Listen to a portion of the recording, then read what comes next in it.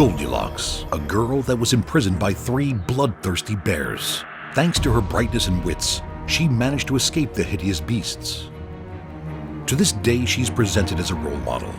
Does this little heroine truly deserve such admiration? Little Goldilocks lived with her grandparents on the fringe of a forest. One morning, she took a walk into the deep woods. A momentary lapse in concentration caused the little girl to get lost. Goldilocks went to the woods without permission. She essentially ran away from home, which must have been greatly traumatizing for her grandparents. After wandering around a while, Goldilocks found a small house. Without hesitation, she boldly stepped inside. By entering the building without authorization, the offender could be charged with breaking an entry.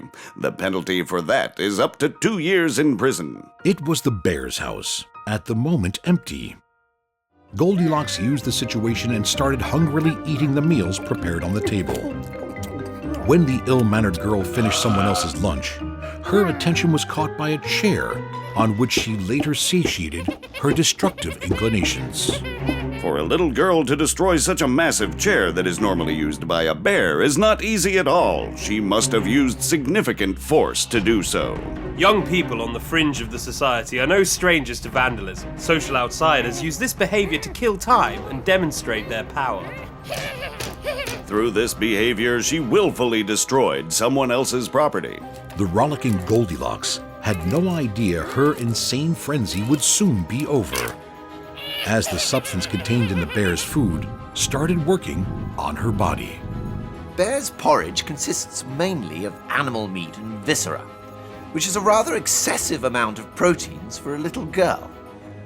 An intake of an excessive amount of proteins leads to an accumulation of urea in blood plasma, which tends to have a very negative effect on the central nervous system, resulting in most cases in fatigue of the human organism. An excessive intake of proteins combined with an exhausting demolition of the building's interior resulted in Goldilocks falling asleep on one of the beds. The fact that the girl fell asleep probably saved the building from demolition. When the rightful real estate owners came home, the place was upside down.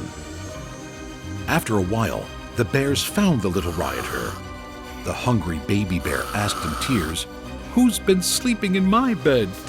They decided that the girl should work the damage off. In this case, such punishment is a fairly acceptable teaching tool. The bears dealt with it in a mature and perfectly adequate way. Before she had worked off all of the damage, the girl asked the bear to be released, but he refused.